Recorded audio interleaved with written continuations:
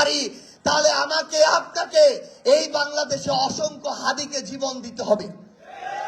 এই জন্য আমাদের একটাই কাজ, আমাদের এই সংগঠনটাকে, জাতীয় ছাত্র শক্তিটাকে বাংলাদেশের প্রত্যেকটা জেলা, উপজেলা, ইউনিয়ন, ওয়ার্ডে নিয়ে যেতে হবে।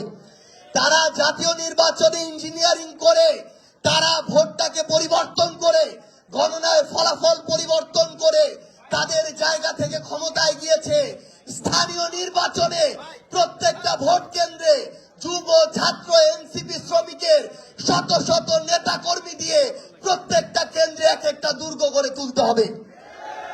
ভোট দেয়া থেকে শুরু করে ভোটের ফলাফল প্রকাশ হওয়া পর্যন্ত কেউ যদি ইঞ্জিনিয়ারিং এর চিন্তা করে, তাদের কর্মী থেকে নেতা পর্যন্ত সবাইকে ইঞ্জিনিয়ারিং এর সর্বশেষ ভবিষ্যৎ চোখে আঙুল দিয়ে দেখিয়ে দিতে হবে। আপনাদেরকে শুধু আহ্বান করব, আমাদের এই মুক্তির লড়াইটা কঠিন হয়ে যাচ্ছে, কিন্তু এটা অসম্ভব নয়। এই অসম্ভবকে আমাদের যে কোনো মূল্যে বাংলাদেশের জন্য, মানুষের জন্য সম্ভবের দিকে নিয়ে যেতে হবে।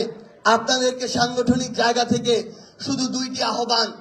এক, এখান থেকে পুরো বাংলাদেশে ছড়িয়ে পড়ে আগামী 1 বছরে আমাদের একটাই লক্ষ্য হবে, বাংলাদেশের প্রত্যেকটা জেলা, উপজেলা, ইউনিয়ন এবং ওয়ার্ডে ভোট সেন্টার ভিত্তিক আমাদেরকে কমিটি গড়ে তুলতে হবে।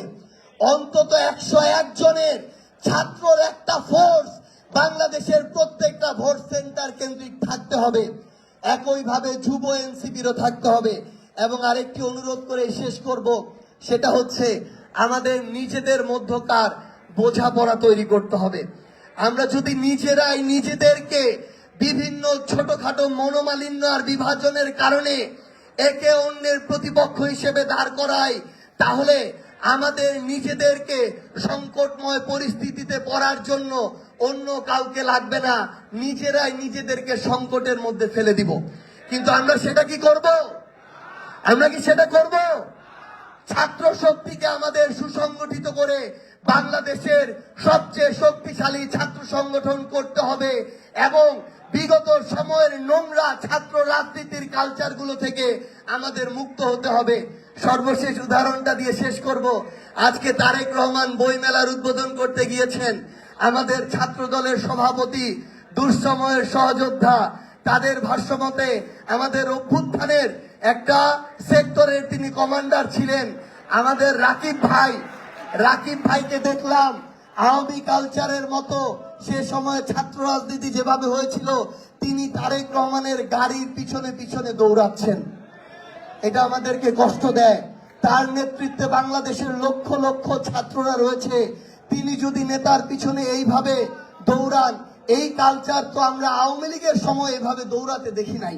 তো আপনাদেরকে অনুরোধ করব, আপনারা ছাত্র রাজনীতির যে সংস্কৃতি, এই সংস্কৃতিতে বাংলাদেশের নতুন একটা স্ট্যান্ডার্ড তৈরি করবেন, যেটা দেখে আগামীর বাংলাদেশে ছাত্র রাজনীতির ভবিষ্যৎ তৈরি হবে। আপনাদের সবাইকে অসংখ্য ধন্যবাদ। আমাদের যে ছাত্র শক্তি, এই ছাত্র শক্তি বাংলাদেশের প্রত্যেকটা প্রান্তে ছড়িয়ে পড়ুক। ছাত্র শক্তি জিন্দাবাদ, জাতীয় নাগরিক পার্টি এনসিপি জিন্দাবাদ, ইনকিলাব জিন্দাবাদ।